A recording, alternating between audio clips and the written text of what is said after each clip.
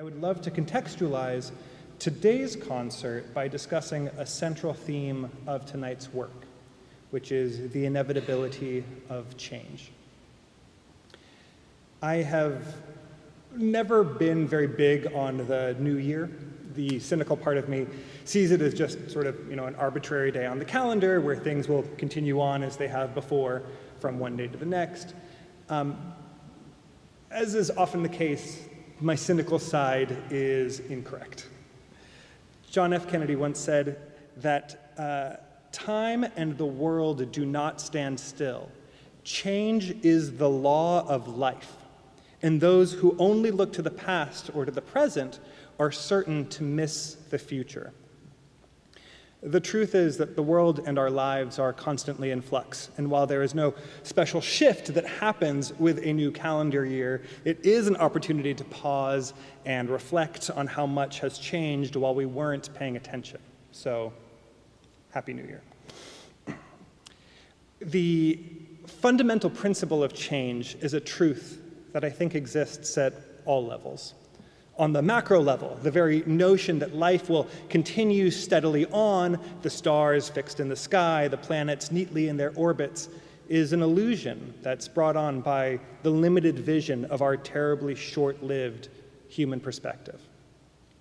And on the individual level, there is no stillness. Even what we consider the act of standing still is the process of dozens of micro adjustments per second, a continuous physical reassessing of our relationship to gravity, just to maintain the illusion of staying in one place.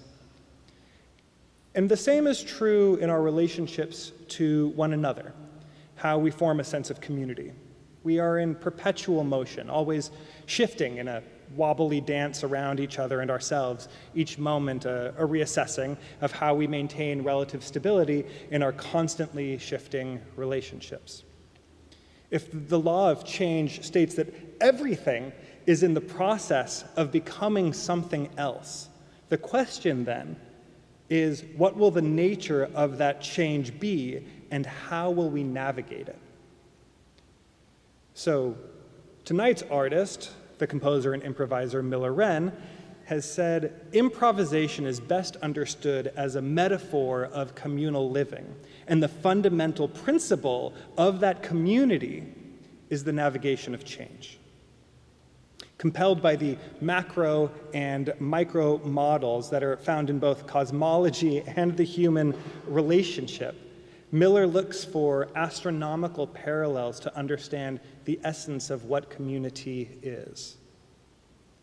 The nature of planetary orbits, the unique patterns of binary and trinary stars, astronomical systems organized hierarchically or in highly unstable trapezia, the presence of cataclysmic variables leading to novas and supernovas, all find parallels in our interpersonal relationships. They search for stable orbits, shift to accommodate new variables, or eject runaway stars, expand, resisting implosion, and suddenly collapse or explode, sometimes both. As an individual in these volatile community systems, there is something deeply mysterious and perhaps even sacred to how we navigate change as a community. The community is a massive interactive network made from components of different sizes that balance together to create a living system with its own life, one that is greater than the sum of its individual parts. This group consciousness, an emergent phenomenon that some theorists suggest might be present in all dynamic systems, both cosmological as well as biological, exists in a delicate dance between our identity as an individual and the emergent collective experience.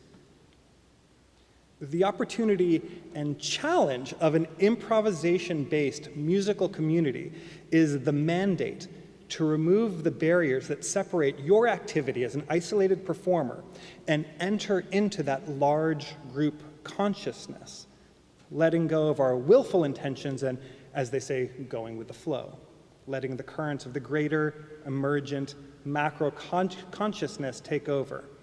an invisible hand playing the ensemble directly, shaping the sound. And yet, falling 100% lockstep into the group mind might become musically uninteresting. The drama of a composition comes from the play between tension and release, expectation and surprise, consonance and dissonance.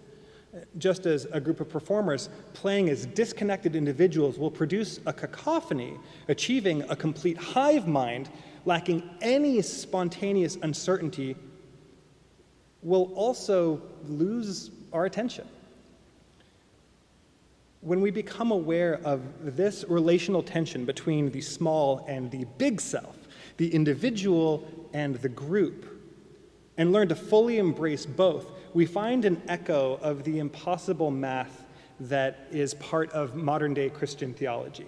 Not a midpoint between two opposites, but a place that is both 100% individual and 100% collective at the same time, holding both ends of that binary together, simultaneously expanding and contracting, the macro and the micro together in a new oneness, unity in diversity.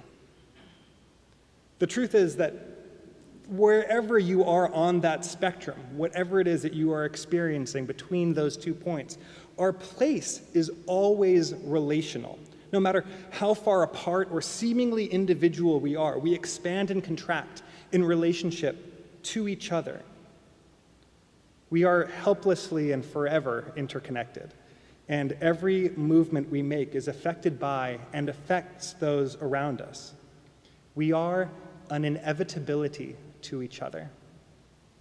Implosion isn't just compulsory, it's our natural, perpetual, joyful state of being. Or, as the great musician Anthony Braxton would say, hooray for unity.